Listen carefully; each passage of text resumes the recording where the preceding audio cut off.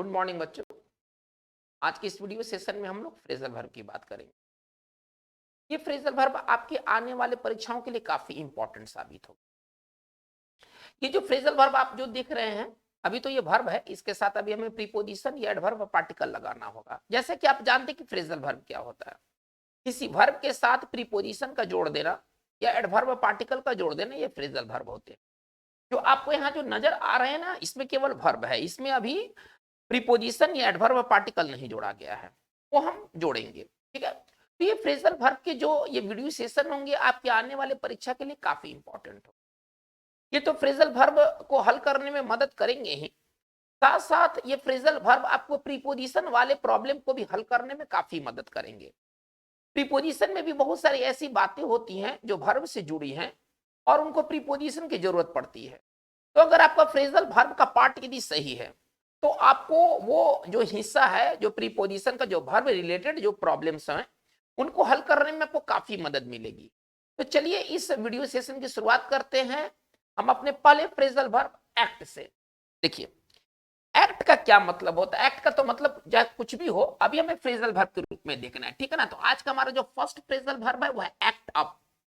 ठीक है ना, एक्ट अप का मतलब क्या होता है। देखिए, एक्ट अप जो ये फ्रेजल वर्ब है, ये विशेष तौर पर बच्चों के लिए प्रयोग होता है। ठीक है ना, और इसका मतलब होता है शैतानी करना। अगर कोई बच्चे शैतानी करते हैं तो वो एक्ट अप करते हैं। अब इसके लिए सिनोनिम्स हम क्या लिख सकते हैं, तो सिनोनिम्स लिख सकते हैं टू मिसबिहेव। इसका सिनोनिम्स क्या होगा, टू मिसबिहेव, या हम कह सकते हैं to behave badly. To behave badly, और इसका अगर सिंपल अगर भाषा में अगर हम लिखे तो इसका हम लिख सकते हैं शैतानी करना। ठीक है ना, ये विशेष तौर पर बच्चों के लिए प्रयोग होता है। जैसे कि आप इस वाक्य को देखें, हम सिंपली इसको इंग्लिश में लिख रहे हैं, आप इसको बेहतर रूप से समझ सकते हैं। द चिल्ड्रंस हैव बीन, ठीक है ना,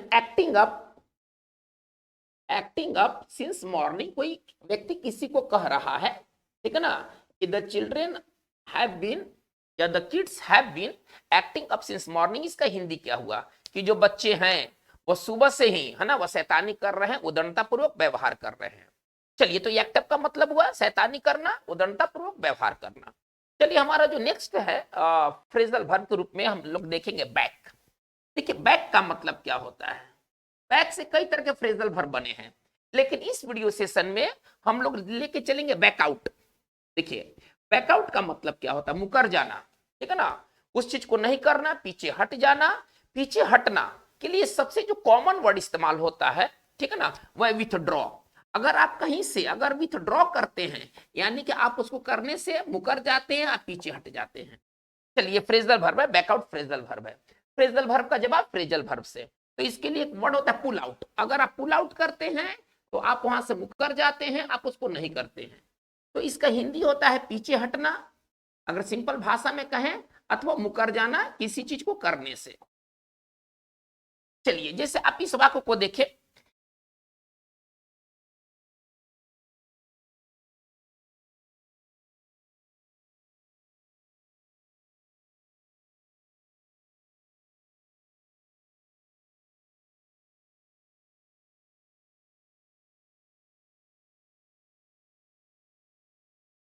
चलिए इसका हिंदी हम लोग निकालते हैं। इसका हिंदी क्या निकलेगा, कह रहे क्या, एट द लास्ट मोमेंट, अंतिम क्षण में। ठीक है ना, अंतिम क्षण में the company backed out of the deal. जो कंपनी था वो डील को करने से मुकर गया, पीछे हट गया। तो अगर आप कुछ करने से बैकआउट करते हैं, यानी कि आप उसको करने से हट जाते हैं, आप मुकर जाते हैं। चलिए, ये तो हमारा बैकआउट क्लियर है। अब हम आगे बढ़ते हैं, हमारा नेक्स्ट वर्ड है बियर। देखिए, बियर के साथ में कई तरह के फ्रेजल वर्ब बनते हैं, लेकिन इस वीडियो सेशन में हम लोग देखेंगे बियर ऑन। तो बियर ऑन का दो अर्थ है। एक बियर ऑन का अर्थ होता है जुड़ा होना, ठीक है ना, एक बियर ऑन का अर्थ होता है रिलेटेड टू, जुड़ा होना, और इसका जो दूसरा अर्थ होता है वो होता है प्रभावित करना। ठीक है ना, अब यह वाक्य से पता चलेगा कि कहां पर क्या अर्थ निकल रहा है। बियर ऑन का दो अर्थ है, एक अर्थ है इसका जुड़ा होना किसी चीज का, और दूसरा इसका जो अर्थ निकलेगा वो है प्रभावित करना। चलिए, सेंटेंस से पता चलेगा कि कहां पर बियर ऑन का क्या अर्थ निकलेगा। जैसे आप इस वाक्य को देखें, there are some crucial, crucial का मतलब बेहद महत्वपूर्ण, क्रूशल का अर्थ होता है बेहद महत्वपूर्ण।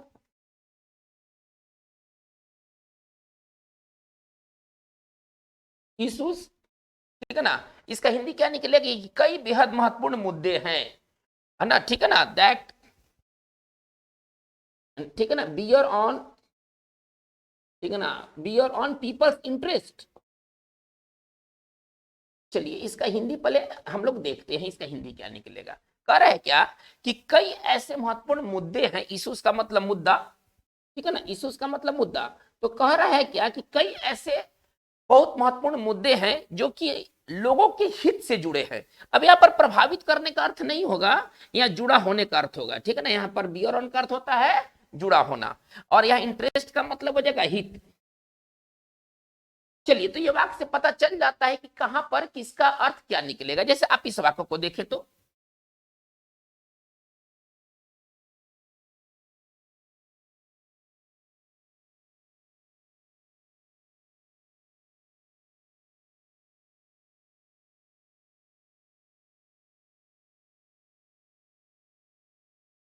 चलिए आप इसका हिंदी देखें। कह रहा है क्या कि इन्फ्लेशन लेवल, जो महंगाई का जो लेवल है, जो महंगाई का स्तर है, bears on the health of the economy, ठीक है ना, वो अर्थव्यवस्था के स्वास्थ्य को क्या करता है, यानी कि अर्थव्यवस्था को वो क्या करता है, वो प्रभावित करता है।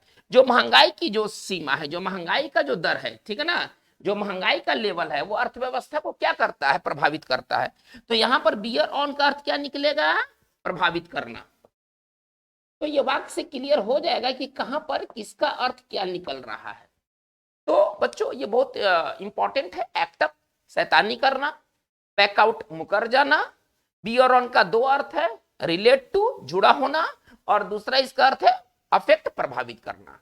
चलिए हम लोग बात को लेकर आगे चलते हैं।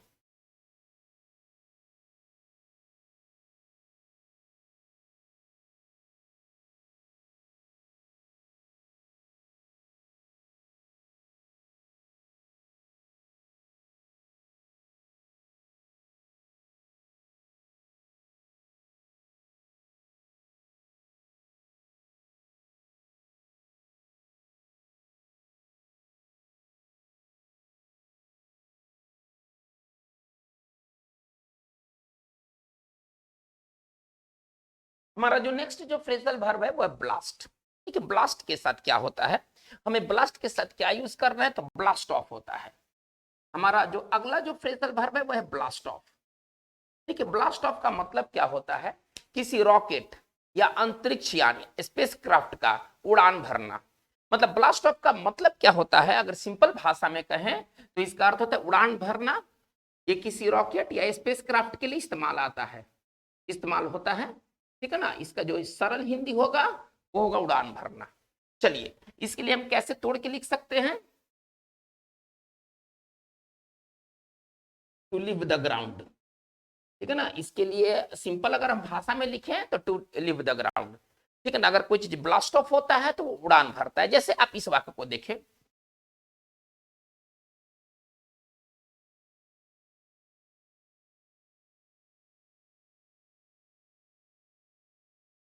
चलिए एक छोटा सा वाक्य है, रॉकेट 2 बजे उड़ान भरा, मतलब 2 बजे उसको उड़ान पर भेजा गया। चलिए इसको हम सिंपली लिखना है तो कैसे लिखेंगे, the rocket, the rocket past tense है, तो ब्लास्ट का क्या हो जाएगा, ब्लास्टेड हो जाएगा,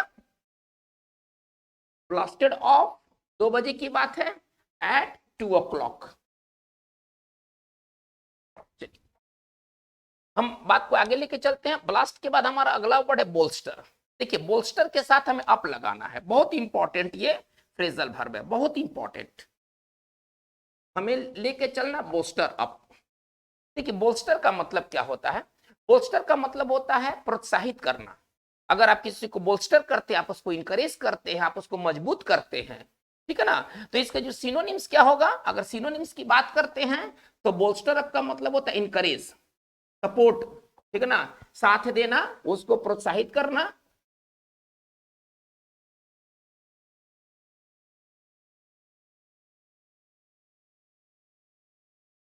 अगर आप इसको बोल्स्टर अप करते हैं, आप उसको इंकरेज करते हैं। जैसे आप इस वाक्य को देखें,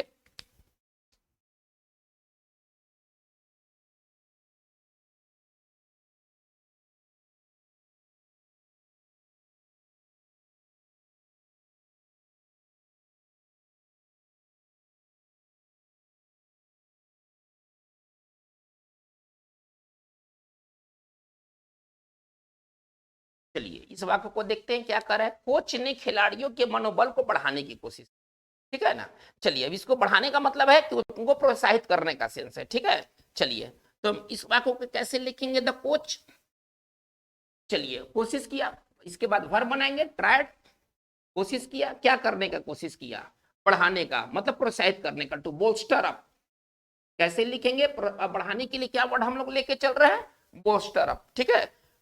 वाक्य कैसे बनेंगे, the coach tried to booster up the morale of, morale का मतलब मनोबल, ठीक है ना, मोरल का अर्थ होता है मनोबल।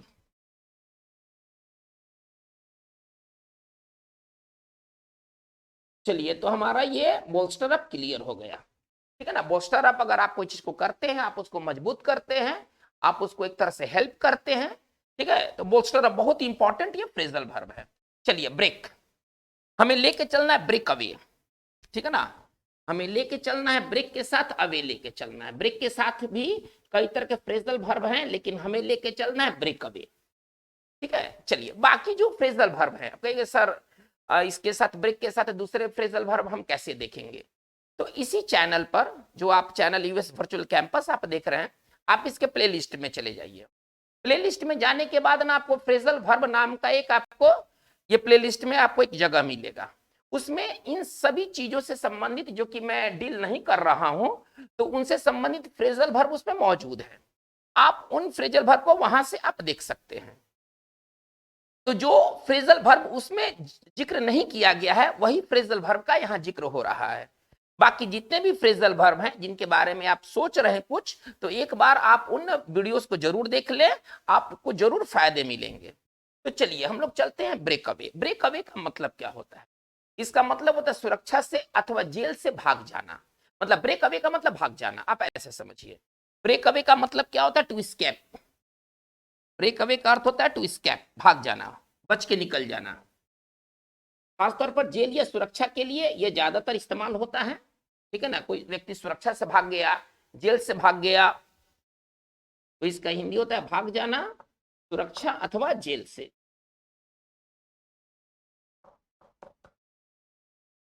चलिए, अगर हमको बनाना है कि कैदी जेल से फरार होने में सफल हुए, आप इस वाक्य को देखें।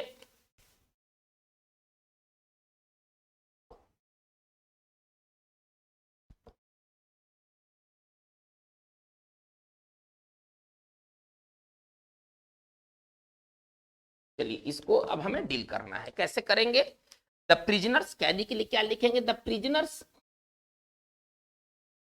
ठीक है ना। चलिए, मैनेज टू, सफल होना, मैनेज टू, चलिए क्या हम लोग पढ़ रहे हैं, ब्रेक अवे, ब्रेक अवे, चलिए फ्रॉम प्रिजन, प्रिजन का मतलब जेल, फ्रॉम प्रिजन। तो हमारा ये सेंटेंस कंप्लीट हो गया, ठीक है ना। तो अगर कोई व्यक्ति कहीं से ब्रेक अवे करता है, तो वहां से वो बच करके भाग जाता है। ब्रेक अवे के और भी कई अर्थ हैं, लेकिन वो अर्थ आपके लिए खास महत्व के नहीं है। ब्रेक अवे होता है ना, जेल ब्रेक अवे, अक्सर आप देखिएगा इस तरह की बातें न्यूज़पेपर में आपको देखने को मिलेगी। चलिए, हम लोग बात को आगे लेके बढ़ते हैं।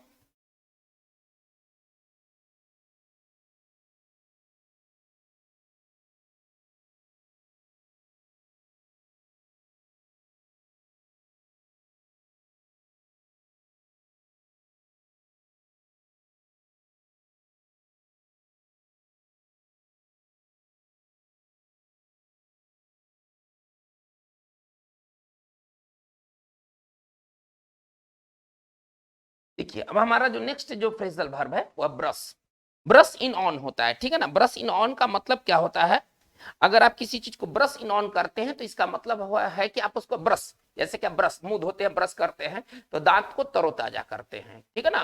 तो हमारा जो नेक्स्ट है ब्रेक के बाद है वह ब्रश। ब्रश इन ऑन का मतलब होता है अपना नॉलेज, अपना इंफॉर्मेशन को सुधार करना, उसको और अच्छा करना, तरोताजा करना। क्या तरोताजा करना, अपना ज्ञान, ठीक है ना। तो यदि कोई व्यक्ति ब्रश इन ऑन करता है, तो हमारा जो फ्रेजल वर्ब कैसे हम लोग इसको लेके चलेंगे। नेक्स्ट हमारा जो फ्रेजल वर्ब है वह है ब्रश,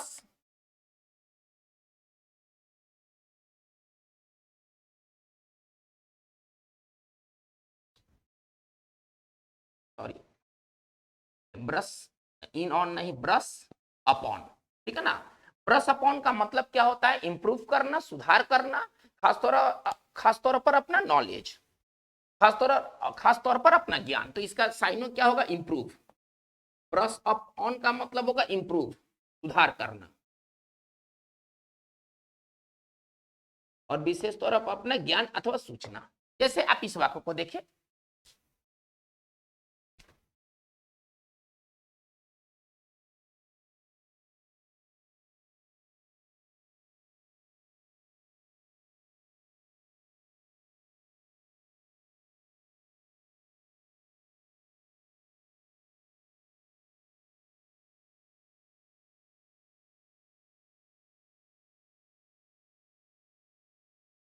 चलिए इसको देखा जाए ये कैसे बनेगा। कर रहा है क्या कि अपना अंग्रेजी सुधार करने के दृष्टि से, ठीक है ना, उसने एक किताब खरीदा। चलिए इसको हम लोग देखते हैं कैसे बनेगा।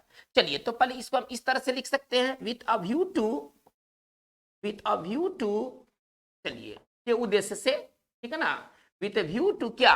ब्रशिंग अप, ठीक है ना। फ्रेजल वर्ब से बनाना है तो ये टू के बाद भी फोर होंगे। चलिए तो हमारा पूरा लाइन कैसे बनेगा? ठीक है ना, with view to brushing up on his English. चलिए उसने किताब खरीदा, ठीक है ना। कैसे इसको लिखेंगे? He bought a book, he bought a book. चलिए तो हमारे ये ब्रश अपॉन हो गया, सुधार करना, अपना ज्ञान अथवा सूचना। हम आगे बढ़ते हैं, हमारा अगला बढ़े कार्व। देखिए कार्व आउट, कार्व के साथ फ्रेजल वर्ब कैसे बनेगा? Carve out. कार्व आउट का मतलब होता है किसी फील्ड में जगह बनाना, ठीक है ना, जीवन संवारना। कार्व आउट का सिंपल मतलब होता है जीवन संवारना, ठीक है ना। To make career, to build career, to build, इसको आप ऐसे समझिए कैरियर। और इसको अगर सिंपल भाषा में लिखे तो जीवन सुधारना, जीवन संवारना। जैसे आप इस वाक्य को देखें,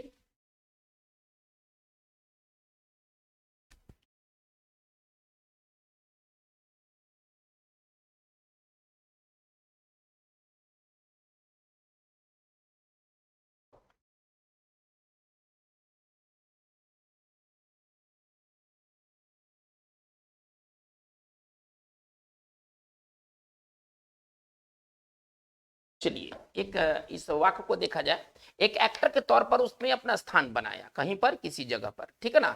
चलिए इसको हम लोग थोड़ा सा बनाते हैं। तो स्थान बनाया का मतलब जीवन, मतलब कि कैरियर बनाया, ठीक है ना। स्थान बनाया का मतलब कैरियर बनाया। तो चलिए ही कार्व्ड आउट, पास्ट टेंस है, ही कार्व्ड आउट ए प्लेस, ठीक है ना, फॉर हिमसेल्फ।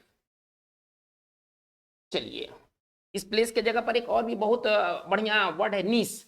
इसको नीस कहेंगे, ठीक है ना। कार्व आउट नीस एक तरह का प्रेजल वर्ब ही है, ठीक है ना, एक तरह का पेयर है वो। कार्व आउट नीस का मतलब होता है ना जगह बनाना। कार्व आउट नीस एक टॉप क्लास का एक फ्रेज है, इसका अर्थ होता है ना जगह बनाना। चलिए तो हम क्या देख रहे हैं, पूरा वाक्य को देखते हैं। कार्व्ड आउट ए प्लेस या नीस, दोनों में से हम किसी का भी यूज कर सकते हैं, दोनों तो एक ही वर्ड है। ही कार्व्ड आउट ए नीस या place for himself as an actor, as an actor. तो ये बात है हमारा कार्व के साथ है। चलिए कैच, कैचअप, ठीक है ना। कैचअप का मतलब क्या होता है, थोड़ा सा देखा जाए, बहुत इंपॉर्टेंट ये फ्रेजल वर्ब है। कैचअप का मतलब होता है ना कि किसी स्तर तक पहुंच जाना, ठीक है ना। टू रीच ए स्टैंडर्ड या टू रीच ए क्वालिटी। इसको अगर सिंपल भाषा में कहा जाए कैचअप को, तो हम इस तरह से लिखेंगे, टू रीच ए स्टैंडर्ड या क्वालिटी, स्टैंडर्ड या क्वालिटी। मतलब इसको आप ऐसे समझिए, जा पकड़ना, है ना, उस स्तर तक पहुंच जाना। तो इसका सिंपल अगर हिंदी है ना, तो जा पकड़ना किसी लेवल को, किसी स्टैंडर्ड को, किसी क्वालिटी को। जा पकड़ना किसी व्यक्ति के लिए नहीं। कैचअप का मतलब किसी व्यक्ति के लिए जा पकड़ना नहीं, मतलब किसी का बराबरी कर लेना, ठीक है ना। आप पीछे हैं और फिर जाकर के आपने बराबरी कर लिया, जा पकड़ना, या इसको सिंपल भाषा में कहें तो बराबरी करना, स्टैंडर्ड में, गुणवत्ता में, स्टैंडर्ड में, गुणवत्ता में। सेंटेंस से ये क्लियर हो जाएगा कि कैचअप का हम प्रयोग कैसे करेंगे। बहुत इंपॉर्टेंट ये वर्ड है कैचअप।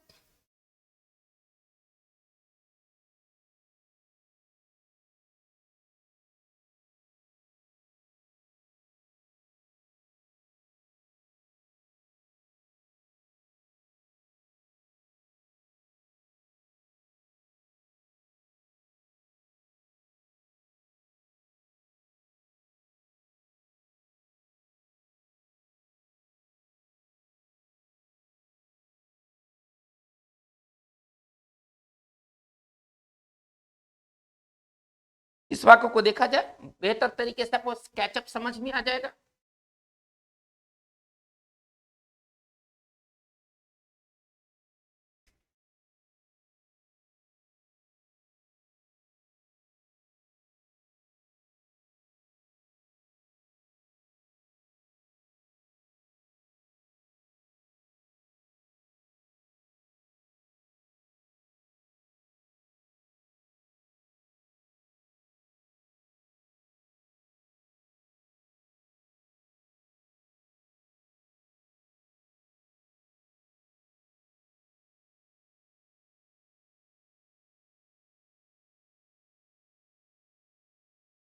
चलिए इस वाक्य को देखा जाए, कह रहे क्या, अगर तुम दूसरे विद्यार्थियों की बराबरी करना चाहते हो तो तुम्हें मेहनत दुगना करना होगा। बराबरी करने का मतलब क्या हुआ, अगर आप उस स्टैंडर्ड तक पहुंचना चाहते हैं जिस स्टैंडर्ड पर दूसरे बच्चे हैं, तो इसके लिए आपको मेहनत जो होगा ना दुगना करना होगा। चलिए इसको हम कैसे डील करेंगे, you have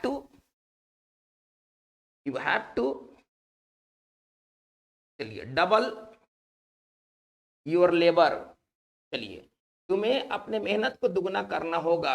if you want to चलिए कैचअप, बराबरी करने के लिए क्या वर्ड है, कैचअप, बहुत इंपॉर्टेंट ये वर्ड है। Other students, catch up other students, तो हमारा कैचअप ये रहा।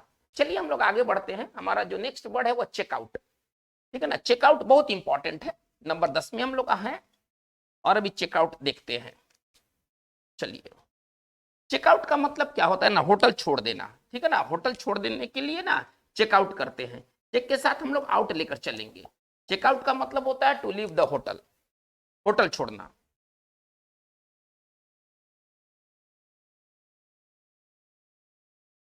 चलिए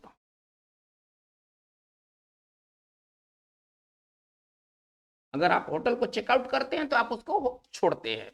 जैसे कि देखिए हम लोगों ने बाकी पैसे को चुका दिया, जितना पैसा था ना हम लोग ने चुका दिया और फिर होटल छोड़कर निकल गए। चलिए हमको इस तरह से लिखना है कि हमने पैसा चुकाया, पैसा चुकाया एवं होटल छोड़ दिया, एवं होटल छोड़ दिया। जो ड्यूस पैसा था वो पैसे पेड किया और हम लोगों ने होटल छोड़ दिया। चलिए पैसा चुकाने के लिए settle up, we settled up, ठीक है ना। एंड पास्ट टेंस है ना, तो चेक का चेक्ड हो जाएगा क्या, and checked out of the hotel, और फिर हम लोग होटल से बाहर आ गए। तो ये चेकआउट का मतलब होता है होटल छोड़ना, ठीक है ना। चेकआउट टाइमिंग होता है, जब आप होटल जब बुक करते हैं ना तो चेकआउट टाइम देता है कि आपको इतना बजे होटल छोड़ देना है। तो चेकआउट टाइम का मतलब होता है, ठीक है ना, होटल छोड़ने का समय। चेकआउट टाइम ये एक बहुत ही पॉपुलर वर्ड है, ठीक है ना। होटल छोड़ने के समय को कहते हैं चेकआउट टाइम। चलिए हम लोग आगे बढ़ते हैं, तो हमारा अगला वर्ड है क्रॉस।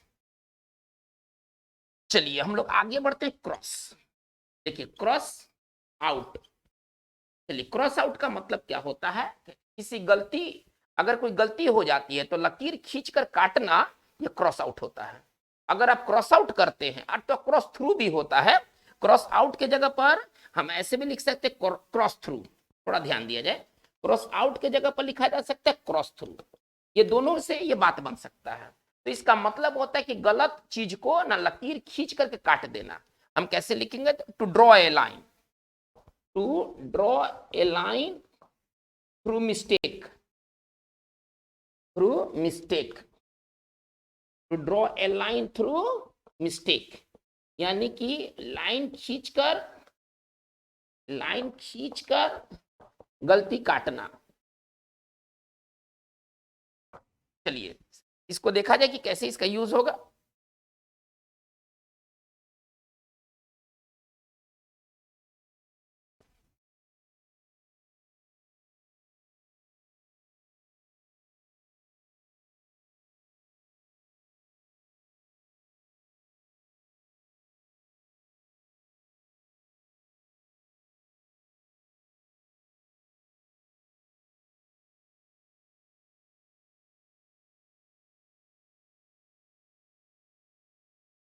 कह रहा है कि साफ साफ काटो, साफ साफ काटो कहना है हमको, कहने की गलती को साफ साफ काटो। हम कैसे लिखेंगे, cross out the line, line को साफ से काटना, कैसे इसको लिखेंगे? क्रॉस द स्टेटमेंट या क्रॉस द एरर्स या क्रॉस द मिस्टेक्स। चलिए, गलती को साफ से काटना, ठीक है ना, गंदा नहीं करना है। अब यहाँ पर क्रॉस के साथ हम आउट या थ्रू हम दोनों रख सकते हैं। और साफ के लिए क्या लिख सकते हैं? नीटली, साफ साफ काटना, उसको इस तरह से ना लाइन को ड्रॉ नहीं करना है, एकदम साफ तरीके से काटना है। तो जब आप किसी गलत को अगर आप इस तरह से काटते हैं तो आप क्रॉस आउट करते हैं अथवा क्रॉस थ्रू करते हैं। चलिए हम लोग बात को आगे देखते हैं। तो क्राई बहुत इंपॉर्टेंट है। Number 12, cry out for. चलिए अब हम लोग पढ़ेंगे क्राई आउट फॉर। इसका मतलब होता है ना कि क्राई आउट फॉर का मतलब होता है बहुत ज्यादा जरूरत होना, ठीक है ना, किसी चीज का बहुत ज्यादा जरूरत होना, वो होता है क्राई आउट फॉर। चलिए, टू नीड वेरी मच, इसको कैसे तोड़ के लिखेंगे? To need very much.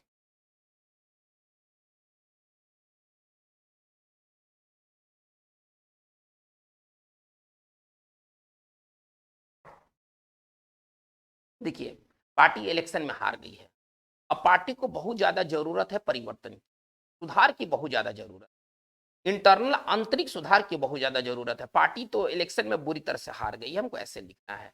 हम कैसे लिखेंगे? द पार्टी इज, देखिए कैसे इस वाक्य को हम लिखेंगे, the party is trying out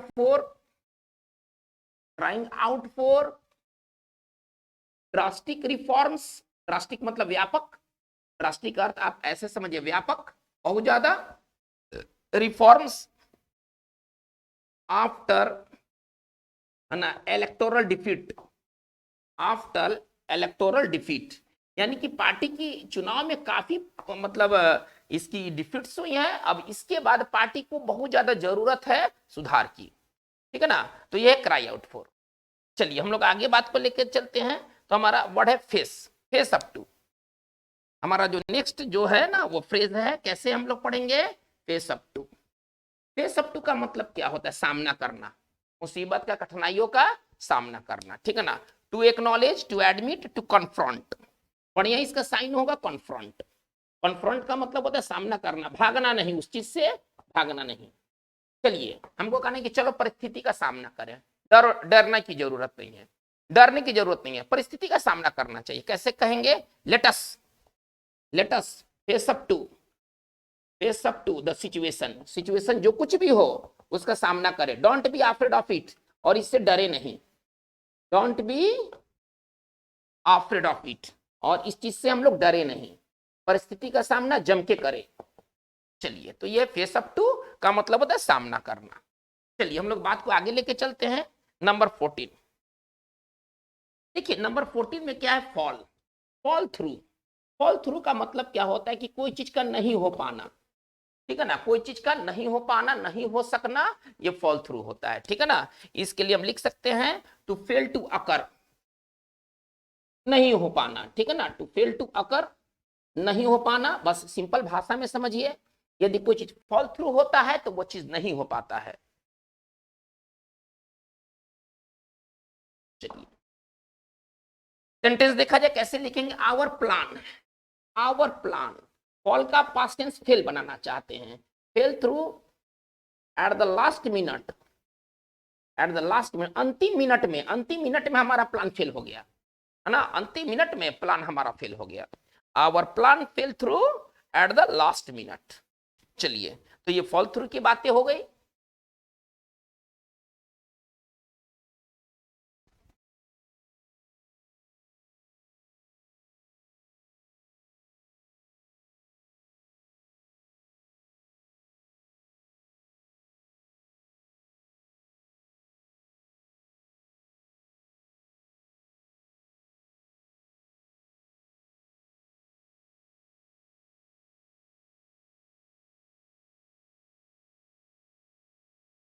चलिए हम लोग बात को आगे लेके चलते हैं। हमारा जो नेक्स्ट वर्ड है वो फील है। फील के साथ हम इस वीडियो सेशन में हम लोग पढ़ेंगे फील फॉर। फील फॉर का मतलब होता है ना सहानुभूति जताना, ठीक है ना। फील फॉर का अर्थ होता है किसी के साथ सहानुभूति जताना। चलिए, तो बहुत इंपॉर्टेंट वर्ड है फील फॉर, बहुत इंपॉर्टेंट।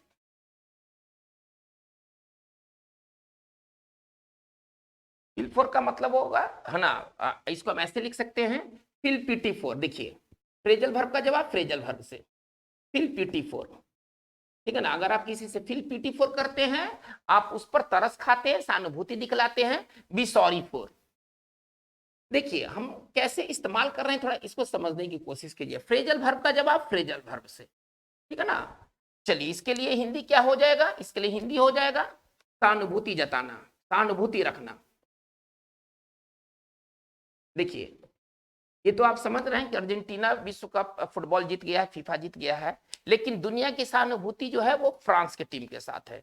जिस तरह फ्रांस के किलियन ने बहुत बढ़िया जबरदस्त प्रदर्शन किया, हालांकि टीम हार गई, लेकिन लोगों का उनके साथ सहानुभूति है। हम कैसे लिखेंगे, चलिए, the world, the whole world, इसको कैसे लिखा जाएगा, द होल वर्ल्ड, ठीक है ना, फेल्ट फोर, फील फोर का पास्ट टेंस फेल्ट फोर, ठीक है ना, द फ्रेंच टीम। और फ्रेंच टीम के साथ दुनिया भर के जो देश है, उन्होंने फ्रेंच टीम के साथ सहानुभूति जताई। जिस तरह से फ्रेंच टीम हार तो गई, लेकिन जिस बहादुरी से खेली। तो चलिए फिल फोर का अर्थ होता है सहानुभूति जताना, सहानुभूति रखना। हम बात को आगे चलते हैं, फाइट, फाइट बैक, ठीक है ना, हाँ, रेसिस्ट करना, प्रतिकार करना, प्रतिरोध करना, बहुत बढ़िया वर्ड है फाइट। और ये कॉमन वर्ड है फाइट बैक, वर्ड है फाइट बैक। चलिए फाइट बैक को कैसे, इसको साइनों के तौर पर लिखेंगे, टू रेसिस्ट, रोकना, प्रतिरोध करना। अगर आप फाइट बैक करते हैं तो आप रोकते हैं, प्रतिरोध करते हैं, प्रतिरोध करना या मुकाबला करना, ठीक है ना। चलिए आप समझते हैं कि जो शुरू में क्या था, जो फ्रेंच की टीम वो पीछे थी, लेकिन बाद में उसके खिलाड़ियों ने फाइट बैक किया और फिर गेम में वापस लौटा। कैसे इस चीज को लिखेंगे, ठीक है ना, in the early phase, in the early phase, ठीक है ना, the French team, the French team was lagging behind, lag behind मतलब पीछे रह जाना, was lagging behind, ठीक है ना। लेकिन फिर खिलाड़ी एकजुट हुए, ठीक है ना, और उन्होंने फाइट बैक किया, ठीक है ना। But they fought back, but they fought back, ठीक है ना, लेटर, उन्होंने फिर प्रतिकार किया, एंड टाइड द स्कोर, और फिर स्कोर को बराबरी पर लाया, टाइड द स्कोर, ठीक है ना, at the end of match, at the end of the match, और मैच के अंत में उन्होंने स्कोर को बराबरी पर लाया। फिर फैसला हुआ पेनाल्टी शूटआउट से। तो ये पूरी कहानी है फीफा वर्ल्ड कप की। The in the early phase, शुरू के फेज में, the French team was lagging behind, French का जो टीम था वो पीछे रह रहा था, अर्जेंटीना आगे में था, ठीक है ना। लैग बिहाइंड बहुत अच्छा शब्द है, पीछे रहना। चलिए तो जो फ्रेंच जो टीम था वो पीछे था, बट दे का मतलब क्या है, खिलाड़ियों के लिए यहां दे आया है, बट दे फॉट बैक, लेकिन उन्होंने रेसिस्ट किया, मुकाबला किया, लेटर बाद में, एंड टाइड द स्कोर, और स्कोर को बराबरी पर लाया, ठीक है ना, at the end of the match, match के अंत में फिर जो मुकाबला था वो डिसाइड हुआ पेनाल्टी शूटआउट से। चलिए ये इसके बाद है फिगर, फिगर के साथ फिगर पढ़ेंगे, फिगर आउट, टॉप क्लास का ये फ्रेजल वर्ब है, ये टॉप क्लास का फ्रेजल वर्ब है फिगर आउट। देखिए फिगर आउट का मतलब समझना, और सरल तरीके से इसको समझिए। अगर कोई चीज को फिगर आउट करते हैं तो आप उसको समझने की कोशिश करते हैं। अब फ्रेजल वर्ब का जवाब क्यों ना फ्रेजल वर्ब से हो जाए, तो फिगर आउट का साइनो जो होगा वो होगा मेक आउट, ठीक है ना। फ्रेजल वर्ब होगा इसका मेक आउट, मतलब इसको सिंपल भाषा में समझिए, समझना। अगर आप कोई चीज को फिगर आउट करते हैं तो आप उसे समझते हैं। जैसे देखिए तो I tried to figure out the way to solve the problem,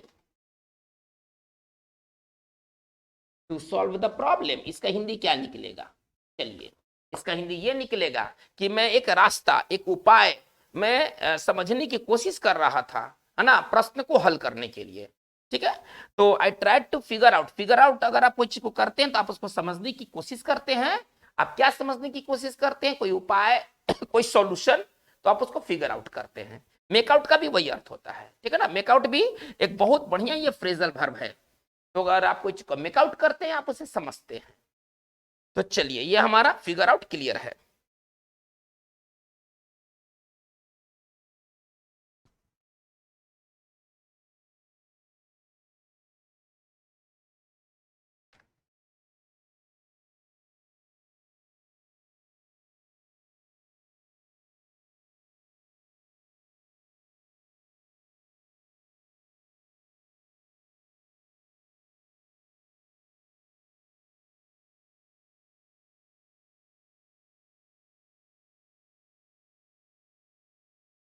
चलिए अब हम आगे देखते हैं, बहुत इंपॉर्टेंट फ्रेजल वर्ब है ग्लॉस ओवर।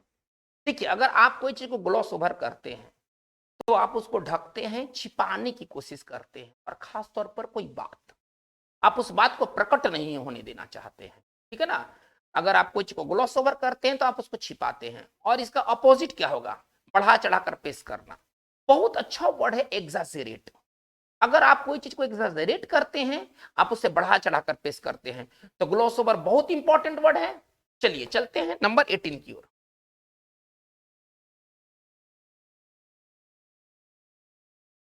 चलिए हमारा वर्ड है ग्लॉस ओवर। तो अगर आप कुछ को ग्लॉस ओवर करते हैं, आप उसको कवर अप करते हैं। कवर अप मतलब ढकना, छिपाना, या इसके लिए एक वर्ड आप लिख सकते हैं हाइड।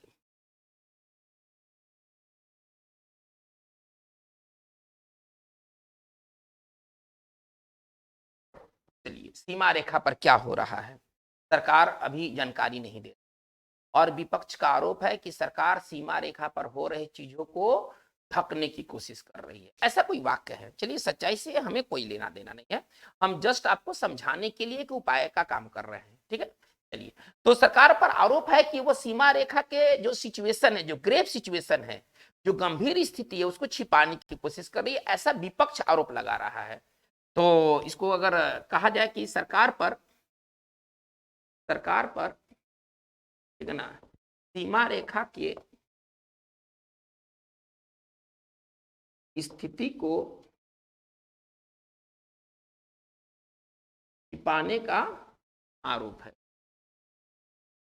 चलिए मतलब सरकार पर आरोप लगा है कि सरकार जो है सीमा रेखा की स्थिति को छिपा रही है। चलिए इसको कैसे बनेगा, हम लोग कैसे इसको डील करेंगे। चलिए the government is accused of, देखा जाए। चलिए छिपाने के लिए क्या वर्ड लेके चल रहे हैं, ग्लॉस ओवर। तो ऑफ के कारण ग्लॉसिंग हो जाएगा, before glossing over the situation, ठीक है ना। जो सिचुएशन जो बना हुआ है लाइन ऑफ कंट्रोल पर एट एलओसी, सीमा रेखा। तो चलिए हमारा ये सेंटेंस कंप्लीट हो। तो अगर आप कुछ को ग्लॉस ओवर करते हैं, आप उसे छिपाते हैं, ढकते हैं, प्रकट नहीं होने देते हैं, इसका अपोजिट क्या होगा, इसका अपोजिट को भी देखा जाए। इसका अपोजिट होगा एग्जाजरेट। बहुत बढ़िया वर्ड है। अगर आप कोई चीज को एग्जाजरेट करते हैं, आप उसको बढ़ा चढ़ाकर पेश करते हैं।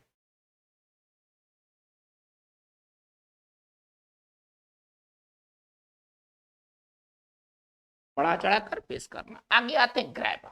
देखिए अगर आप कोई चीज को ग्रैब करते हैं, हम लोग 19 नंबर पर हैं अभी, ठीक है ना। चलिए ग्रैब का मतलब क्या होता है, ग्रैब के साथ हम ये ऐड लेके चलेंगे। अगर आप कोई चीज को ग्रैब ऐड करते हैं, खासतौर पर कोई मौका को, ठीक है ना, तो आप उसे लपक लेते हैं। ग्रैब ऐड का मतलब होता है लपक लेना। इसको सरल भाषा में, लेकिन क्या लपकना, कोई मौका, ठीक है ना, कोई अब मौका को आप लपक लेते हैं। तो इसके लिए हम कैसे इसको तोड़ के लिखेंगे, टू एक्सेप्ट विथ इंथुजियाज्म।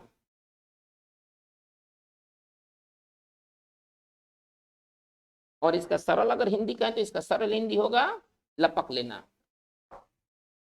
चलिए ये वाक्य देखिए, तो he grabbed at the opportunity of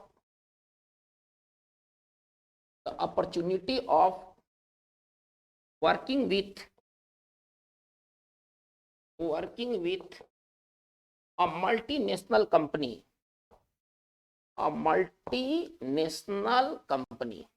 चलिए इसका हिंदी क्या निकल कर आएगा, इसका हिंदी को पहले देखा जाए। ही ग्रैब्ड एट द अपॉर्चुनिटी का मतलब अवसर, उसने उस अवसर को लपक लिया।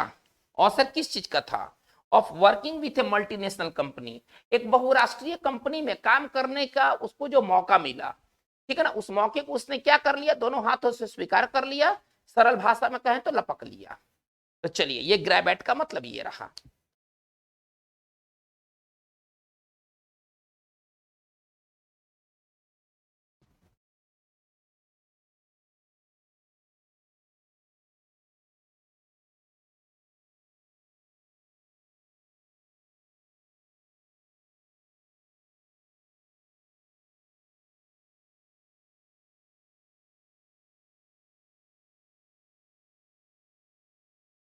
चलिए इसके बाद हमारा नेक्स्ट जो फ्रेजल वर्ब वो है ग्रेविटेट। नंबर 20 को हम लोग देखते हैं, ग्रेविटेट। बहुत इंपॉर्टेंट ये फ्रेजल वर्ब है। देखिए ग्रेविटेट के साथ जो प्रीपोजिशंस लगेंगे वो लगेंगे टू अथवा टुवर्ड्स। ग्रेविटेट टू या टुवर्ड्स दोनों में से कोई भी काम कर सकता है। तो चलिए हमारा बहुत इंपॉर्टेंट फ्रेजल वर्ब है ग्रेविटेट। टू अथवा टुवर्ड्स दोनों काम करने वाला है। देखिए अगर आप किसी की तरफ ग्रेविटेट होते हैं तो आप उसकी तरफ खींचे चले जाते हैं, है ना, खींचे चले जाते हैं। तो इसको हम सिंपल तरीके से लिखे be attracted to, be attracted to.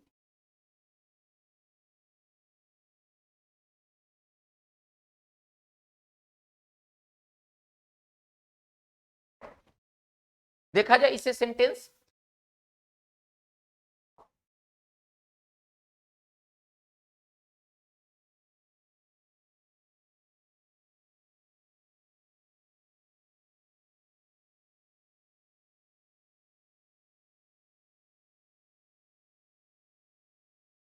चलिए इसका क्या हिंदी निकलेगा, थोड़ा इसका हिंदी देखा जाए कि tends to gravitate towards same minded people. इसका हिंदी ये निकलेगा कि वह अपने ही जैसे सोच वाले आदमी के प्रति मतलब ग्रुपिंग बनाता है, खिंचा जाता है, मतलब अपने जैसे ही सोच वाले आदमी के साथ वह रहता है, ठीक है ना। तो बस यही ग्रेविटेट का मतलब है। ग्रेविटेशन गुरुत्वाकर्षण, आप इसको ऐसे समझ सकते हैं।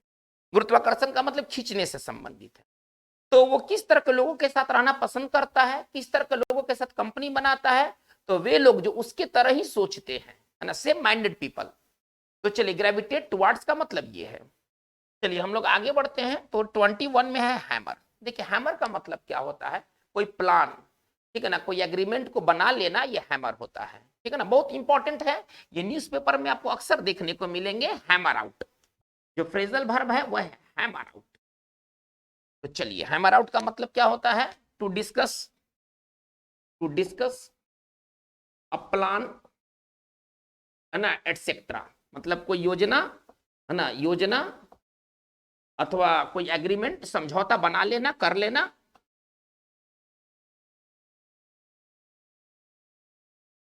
कर लेना अथवा बना लेना। चलिए अगर आप कोई स्कीम, कोई प्लान, कोई एग्रीमेंट को अगर आप हैमर आउट करते हैं तो आप उसे बना लेते हैं।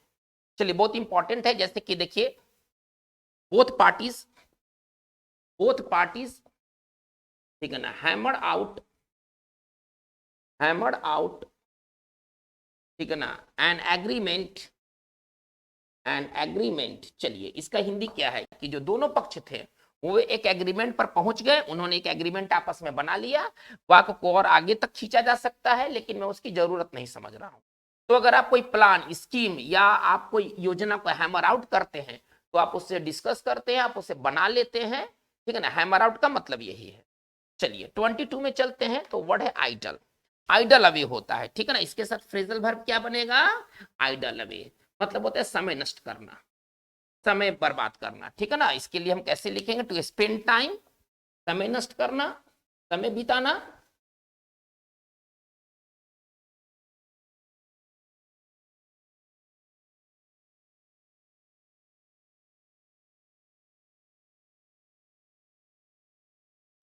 चलिए समय अगर आप नष्ट करते, समय बिताते, तो आप समय को आइडल आउट अवे करते हैं। जैसे कि देखिए तो they idle away, they idle away their time,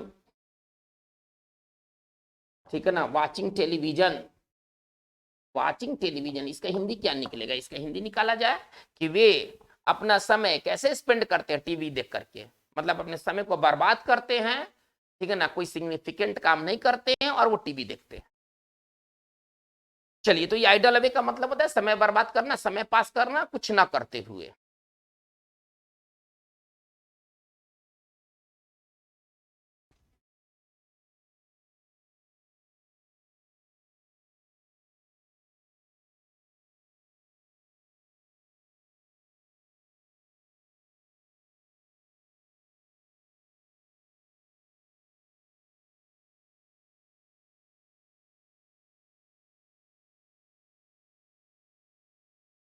चलिए हमारा जो नेक्स्ट वर्ड है वो है इम्पिंच। 23 में देखते हैं इम्पिंच। इम्पिंच का मतलब क्या होता है, देखिए यदि कोई चीज अगर आपको इम्पिंच करता है तो आप पर वो असर डालता है, प्रभावित करता है, ठीक है ना। अगर कोई चीज अगर आपको इंपिंज करता है तो यानी कि वो आपको प्रभावित करता है। इंपिंज के साथ दो तरह के प्रीपोजिशन काम करेंगे, ऑन अथवा अपॉन। तो हमारा जो वर्ड है वो है इंपिंज।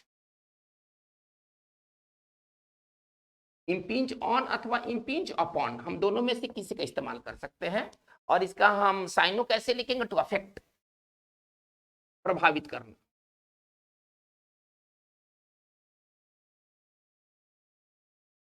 चलिए आप इस वाक्य को देखें।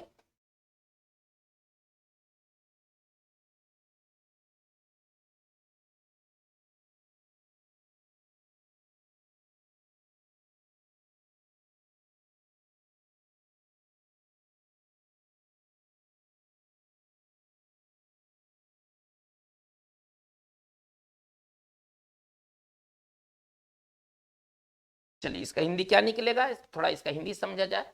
He never allows his personal problems, ठीक है ना, टू इंपिंज अपॉन हिज वर्क। यानी कि वो कभी भी, ठीक है ना, अपने काम को प्रभावित नहीं होने देता है अपनी निजी समस्याओं के कारण, ठीक है ना। इसका मतलब है कि उसकी निजी समस्याएं कभी भी उसके वर्क को प्रभावित नहीं करती। तो चलिए इंपिंज ऑन बहुत ही लाजवाब ये फ्रेजल वर्ब है। हम बात को आगे की ओर देखते हैं। नेक्स्ट हमारा जो वर्ड है वो है आयरन। आयरन आउट होता है, ठीक है ना, किसी तरह का प्रॉब्लम, किसी तरह के मतभेद को हल कर लेना, गेट रीड ऑफ, उसे छुटकारा पाना, उसको दूर कर लेना, ठीक है ना, ये आयरन होता है। और आयरन आउट बहुत ही अच्छा फ्रेजल वर्ब है। अगर आप इंग्लिश अखबार पढ़ते हैं या इंग्लिश में कुछ भी पढ़ते हैं तो आयरन आउट आपको मिलना ही मिलना है, ठीक है ना। पॉलिटिकल फील्ड में इसका बहुत ज्यादा इस्तेमाल होता है। चलिए, तो वर्ड है आयरन, लेकिन हम लोग आयरन नहीं पढ़ेंगे बल्कि हम लोग पढ़ेंगे आयरन आउट पढ़ेंगे। चलिए आयरन आउट का मतलब क्या होता है? दूर करना, हटा लेना, टू गेट रीड ऑफ। इसका हम साइनो फ्रेजल वर्ब के तौर पर ही लिखेंगे। गेट रीड ऑफ, छुटकारा पाना, हटा लेना, टू रिमूव, दूर करना या हटा लेना। क्या दूर करना, क्या हटा लेना? तो कोई तरह का समस्या, मतभेद इत्यादि, ये इन मामलों में इस्तेमाल ज्यादा होते हैं। चलिए एक वाक्य को देखा जाए।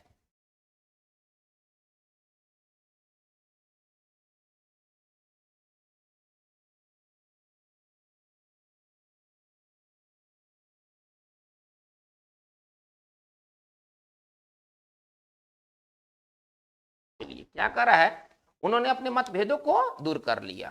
चलिए बहुत सिंपल वाक्य है। और पेपर में इसी तरह के सेंटेंसेस आपको ज्यादातर देखने को मिलेंगे।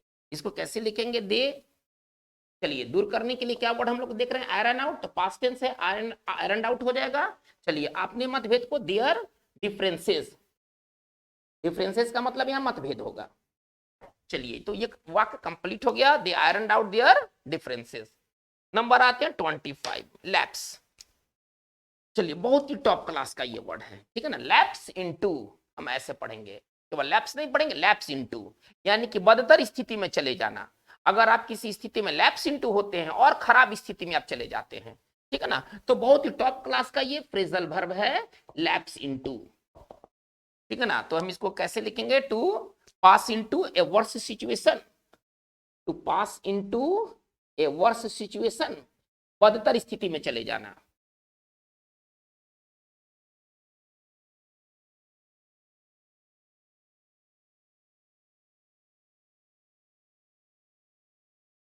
चलिए देखा जाए इससे सेंटेंस ना बिल्कुल समझ में आ जाएगा आपको, ये लैप्स इनटू।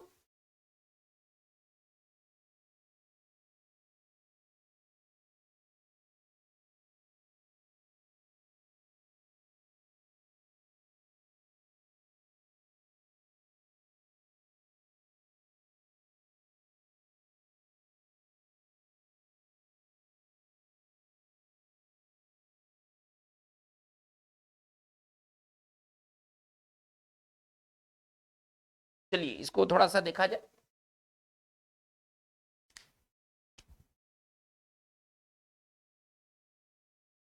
एक बहुत ही सरल वाक्य लेते हैं। चलिए किसी के लिए कहा गया है वो कोमा में चली गई। अब कोमा में चले जाना एक बदतर कंडीशन होता है, ठीक है ना, एक बहुत ही बदतर कंडीशन होता है। चलिए इसको बनाना है कि वो कोमा में चली गई। बहुत सिंपल तरीके से बना सकते हैं। सी, चले जाना के लिए लैप्स इनटू हम लोग लेके चल रहे हैं, पास्ट टेंस है, लैप्स्ड इनटू कोमा, बस यही तो है इसमें कुछ आपको नहीं करना है, ठीक है ना। चलिए इस वाक्य को देखें तो Sudan has lapsed into civil war. आज सूडान की स्थिति क्या है, लोग आपस में मर कट रहे हैं। आज सूडान किस अवस्था में चला गया है, तो वो सिविल वार की स्थिति में चला गया है। आज वहां पर गृह युद्ध छिड़ गए हैं। तो ये रहा लैप्स इनटू का यूज। चलिए अब हम आगे बढ़ते हैं, तो हमारा अगला बढ़े ले। देखिए ले के साथ हम कैसे प्रयोग करेंगे, ले के साथ कई तरह के फ्रेजल वर्ब हैं, लेकिन इस वीडियो सेशन में हम लोग बात करेंगे ले ऑफ। ले ऑफ का मतलब क्या होता है ना, छटाई करना, अपने कर्मचारियों को निकालना। अगर कोई कंपनी अपने कर्मचारियों को ले ऑफ करती है, यानी कि अपने कर्मचारियों की वो छटनी करती है, बस मतलब आप रिक्रूट करना बंद कर देते हैं और आप अपने कर्मचारी को निकालते हैं, ठीक है ना। इसका सिंपल अगर हिंदी लिखें तो इसका सिंपल हिंदी होगा छटनी करना। चलिए इसी तरह से ले ऑफ पीरियड होता है, वो पीरियड होता है जब डिमांड नहीं होता है तो उत्पादन भी नहीं होगा, और उत्पादन नहीं होगा तो कर्मचारियों को निकाला जाएगा, क्योंकि कोई भी प्राइवेट कंपनी बैठ करके कर्मचारियों को वो नहीं दे सकती है, पैसा नहीं दे सकती है। तो ले ऑफ सीजन होता है जब हम बैठे बैठे, जैसे हमें कहना कि बैठा बैठी का समय है, आजकल बैठा बैठी का समय है। बैठा बैठी का समय का तात्पर्य यह है कि चीजों की मांग नहीं है, तो मांग नहीं है तो उत्पादन भी नहीं है। तो वो जो समय होता है ना, वो ले ऑफ पीरियड होता है। ले ऑफ पीरियड आपको ये बार बार आपको ये देखने को मिलेगा। ले ऑफ पीरियड का मतलब वो ऐसा समय होता है जब मंदवारी की स्थिति बनी रहती है, ठीक है ना। क्योंकि बाजार में डिमांड नहीं होते हैं, तो डिमांड नहीं होते हैं तो प्रोडक्शन भी नहीं होता है। तो मंदी का समय को हम कह सकते हैं ले ऑफ पीरियड, ये मंदी का दौर होता है। चलिए तो अगर कोई कंपनी अपने कर्मचारी को ले ऑफ करती है, यानी कि वहां से अपने रिक्रूट को रोक देती है, रिक्रूटमेंट को रोक देती है, तो इसको सिंपल भाषा में हम कह सकते हैं क्या कि to remove employees, to remove employees, ठीक है ना। ये छटनी करना इसी को कहते हैं, ठीक है ना, वो ले ऑफ होता है। चलिए तो बहुत इंपॉर्टेंट है ले ऑफ। ले ऑफ ये पूरे कोविड काल में क्या हुए, बड़े बड़े टॉप से टॉप कंपनियां अपने कर्मचारियों को क्या किया, ले ऑफ किया, ठीक है ना, उनको छुट्टी पर भेज दिया। चलिए आगे हम बात को लेके चलते हैं। तो लीव, लीव के साथ एक बहुत ही अच्छा फ्रेजल वर्ब है लीव ऑफ। लीव के साथ एक बहुत अच्छा फ्रेजल वर्ब है लीव ऑफ। लीव ऑफ का मतलब होता है स्टॉप कर देना, रोक देना, बंद कर देना। अगर कोई चीज को अगर आप लीव ऑफ करते हैं, आप उसको स्टॉप कर देते हैं। लाइनों कैसे लिखेंगे, टू स्टॉप, टू सीज।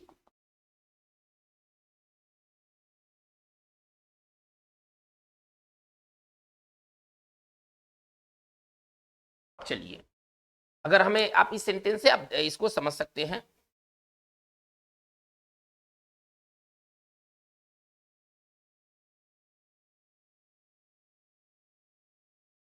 चलिए किसी व्यक्ति के बारे में कहा गया है कि उसने पढ़ाना बंद कर दिया है, हम इसे बनाना है। चलिए कैसे बनाएंगे, उसने पढ़ाना बंद कर दिया है, ही हैज। चलिए लीव का लेफ्ट हो जाएगा, पास्ट टेंस कैसे लेके चलेंगे, लीव का पास्ट टेंस लेफ्ट हो जाएगा। परफेक्ट के बाद हैज के बाद V3 आना चाहिए। He has left of teaching, leave of के बाद वर्ब का चौथा रूप होगा। चलिए तो हमारा ये लीव ऑफ का यूज रहा, हम बात को आगे लेके चलते हैं।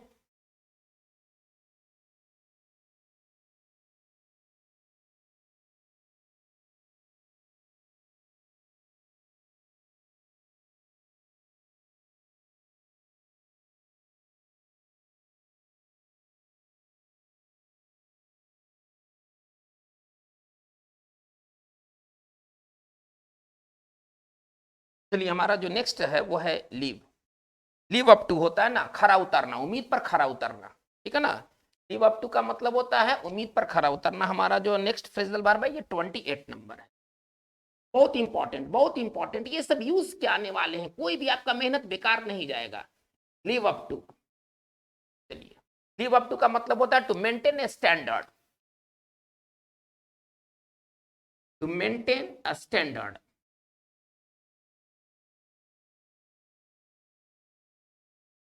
और इसका अगर सिंपल अगर हिंदी लिखे तो इसका सिंपल हिंदी होता है खरा उतरना, उम्मीद पर। अगर हमको कहना है कि रोनाल्डो अपने फैंस की उम्मीद पर खरा नहीं उतरा, इस बार रोनाल्डो का परफॉर्मेंस वैसा नहीं था जैसे कि लोगों ने आशा किया था, जैसे लोगों ने उम्मीद किया था। हम कैसे इसको लिखेंगे,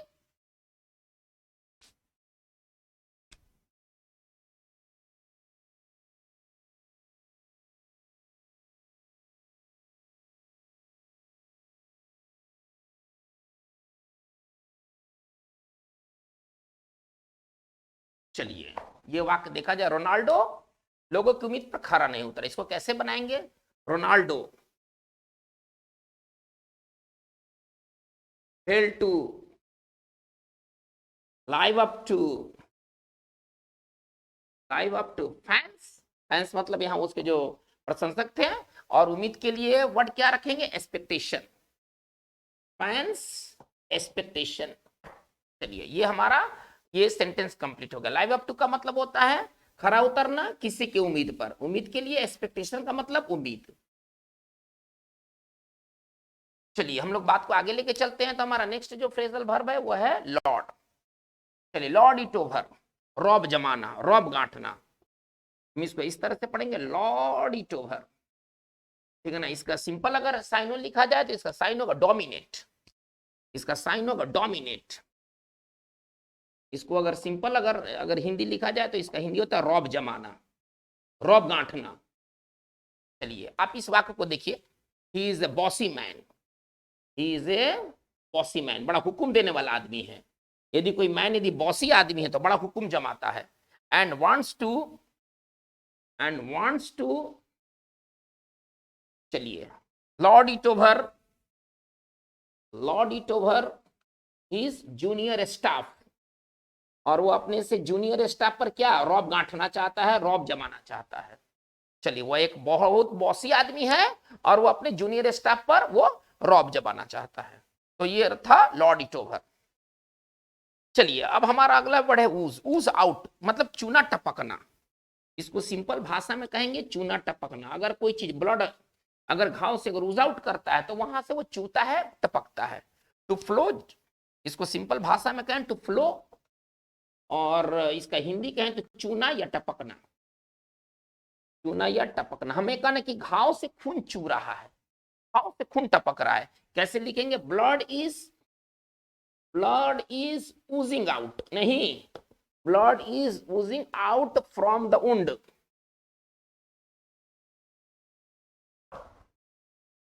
चलिए बच्चों, तो आज का हमारा जो ये वीडियो सेशन था वो इतना रहा। हम लोगों ने 30 इंपॉर्टेंट फ्रेजल वर्ब्स को देखा। ये फ्रेजल वर्ब आपके लिए बहुत इंपॉर्टेंट साबित होने वाले हैं। अगर आप इंग्लिश में कुछ भी पढ़ते हैं तो ये आपके मिलने वाले फ्रेजल वर्ब है। इसमें कोई भी फ्रेजल वर्ब अनावश्यक अथवा बेकार नहीं है।